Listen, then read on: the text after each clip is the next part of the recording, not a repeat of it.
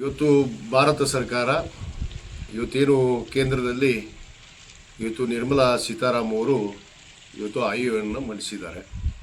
ಇವತ್ತು ಇದು ರೈತ ವಿರೋಧಿ ಆಯವ್ಯಯ ಮತ್ತು ಜನರ ವಿರೋಧಿ ಆಯವ್ಯಯ ಅನ್ನೋ ಮಾತನ್ನು ಹೇಳಕ್ಕೆ ಇಚ್ಛಪಡ್ತೀನಿ. ಕಳೆದ 12 ವರ್ಷದಿಂದ ನರೇಂದ್ರ ಮೋದಿಯವರ ಕೇಂದ್ರದ ಸರ್ಕಾರ ಇವತ್ತು ಯಾವುದೇ ಜನಪರವಾದ, ಬಡವರ ಪರವಾದ, ಕೂಲಿ ಕಾರ್ಮಿಕರ ಪರವಾಗಿ ಇವತ್ತು ಯಾವುದೇ ಒಂದು ಯೋಜನೆಯನ್ನು ತೆಗೆದುಕೊಳ್ಳದೆ ಅವರಿಗೆ ವಿರುದ್ಧವಾಗಿ ನಿರ್ಣಯಗಳನ್ನು ಇವತ್ತು ಭೂ ಸುಧಾರಣೆ ಕಾಯ್ದೆ ಆಗಿರ್ಬೋದು, APMC ಕಾಯ್ದೆ ಆಗಿರ್ಬೋದು, ಅದರ ಜೊತೆಗೆ ಮೊನ್ನೆ ತಾನೇ ಮನ್ರೇಗಾ ಇವತ್ತು ಮಹಾತ್ಮ ಗಾಂಧಿ ಉದ್ಯೋಗ ಖಾತ್ರಿ ಯೋಜನೆಯನ್ನು ಕೂಡ ಇವತ್ತು VB ರಾಮ್ಜಿ ಅನ್ನೋ ಮೂಲಕ ಹೆಸರನ್ನು ಬದಲಾವಣೆ ಮಾಡಿದ್ದಾರೆ. ಒಂದು ರಾಮನ ಹೆಸರು ಕೂಡ ಅಲ್ಲ, ರಾಷ್ಟ್ರಪಿತಾಮ ಅನಿಸಿಕೊಂಡಿರುವಂಥ ಮಹಾತ್ಮ ಗಾಂಧೀಜಿಯವರ ಹೆಸರನ್ನು ಕಿತ್ತು ಹಾಕಿ ಇವತ್ತು ಗ್ರಾಮೀಣದ ಕೂಲಿ ಕಾರ್ಮಿಕರಿಗೆ ಇವತ್ತು ಅತ್ಯಂತ ಒಂದು ಶ್ರೇಷ್ಠ ಯೋಜನೆಯಾಗಿ ಹಿಂದಿನ ಪ್ರಧಾನಿಗಳಾದಂಥ ಡಾಕ್ಟರ್ ಮನಮೋಹನ್ ಸಿಂಗ್ ಅವರು 2005ರಲ್ಲಿ ಕೊಟ್ಟಂಥ ಯೋಜನೆ, ಆ ಒಂದು ಯೋಜನೆಯನ್ನು ಕೂಡ ತಿರಸ್ಕಾರ ಮಾಡಿ ಇವತ್ತು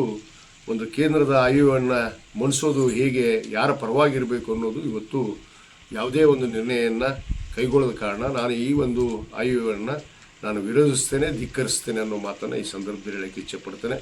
ಯಾಕಂದರೆ ಇಲ್ಲಿ ಬಾಗಲಕೋಟೆ ಜಿಲ್ಲೆಗೆ ನಮ್ಮ ಸಂಸದರು ಸನ್ಮಾನ್ಯ PC ಗದ್ದಿಗೌಡರು 5 ಬಾರಿ ಇವತ್ತು ಸಂಸದರಾಗಿದ್ದಾರೆ, ನಿರಂತರವಾಗಿ ಗೆದ್ದು ಒಬ್ಬ ಹಿರಿಯ ಸದಸ್ಯನಾಗಿ ಪಾರ್ಲಿಮೆಂಟಲ್ಲಿ ಇವತ್ತು ಇದ್ದಾರೆ ಅಂಥೇಳಿ ನಾವೆಲ್ಲ ಧೈರ್ಯದಿಂದ ತಿಳಿದ್ವಿ, ಯಾವುದೇ ಪಕ್ಷ ಮರೆತು. ಆದರೆ ಯಾವುದೇ ಒಂದು ಯೋಜನೆಯನ್ನು ಇವತ್ತು ರೈಲು ಮಾರ್ಗ, ಕುರ್ಚಿ ರಾಯಚೂರು ರೈಲು ಮಾರ್ಗ ಇವತ್ತು ಅದು ಏನೂ ಪ್ರಗತಿಯನ್ನು ಸಾಗಿಸಲಿಲ್ಲ. ಮತ್ತು ನಮ್ಮ ಮುಖ್ಯ ಬೇಡಿಕೆ ಗಿಣಿಗರಿ ಯಂತ್ರ ಇವತ್ತು ನಮ್ಮ ಆಲಮಟ್ಟಿವರೆಗೂ ಟ್ರೈನ್ ಆಗಬೇಕಾಗಿತ್ತು. ಯಾಕಂದರೆ ನಮ್ಮ ಹುಣಗುಂದ ಮತಕ್ಷೇತ್ರ ಇಳಕಲ್ ತಾಲೂಕು ಇವತ್ತು ಇಲ್ಲೇ ಕುಷ್ಟಗಿವರೆಗೂ ಕೂಡ ರೈಲು ಮಾರ್ಗ ಬಂದಿದೆ. ಕುಷ್ಟಗಿ ಯಂತ್ರ ಮುದುಗಲಿಗೆ ಇವತ್ತು ರೈಲು ಮಾರ್ಗ ಹೋಗಿದೆ, ಆದರೆ ಇಳಕಲಿಗೆ ತರುವಂಥ ಕೆಲಸ ಆಗಲಿಲ್ಲ. ಕೇವಲ 20 ಕಿಲೋಮೀಟರ್ದಲ್ಲಿ ಒಂದು ರೈಲು ಮಾರ್ಗ ಆಗ್ತಿತ್ತು ಮಾಡಿದರೆ. ಈ ಒಂದು ಪ್ರಯತ್ನ ಕೂಡ ನಮ್ಮ ಸಂಸದರು ಮಾಡಲಿಲ್ಲ.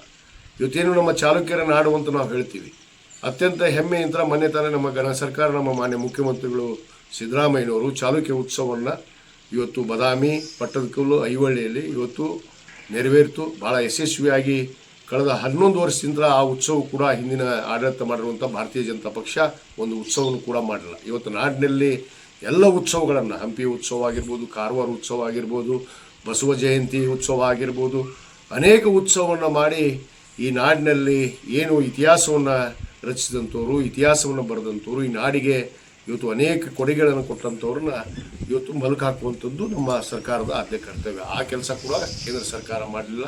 ಇವತ್ತು ಲಿಂಗಾಯತರಿಗೆ ಏನು ಕೂಡ ಅಭಿವೃದ್ಧಿಯನ್ನು, ದಿಶೆಯನ್ನು ಕಾಣಲಿಲ್ಲ.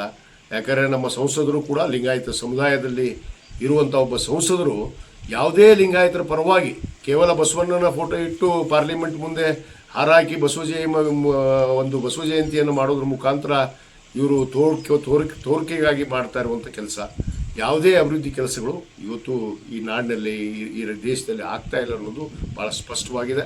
ಆದ ಕಾರಣ ರೈತ ವಿರೋಧಿ ಸರ್ಕಾರ ಕೇವಲ IT BT ಏನು ಉದ್ದಿಮೆದಾರರಿಗೆ ಇವತ್ತು ಗಮನ ಹರಿಸುವಂಥದ್ದು, ಯಾವ ರೈತರು ಕೂಡ ಸಾಲ ಮನ್ನಾ ಮಾಡಲಿಲ್ಲ.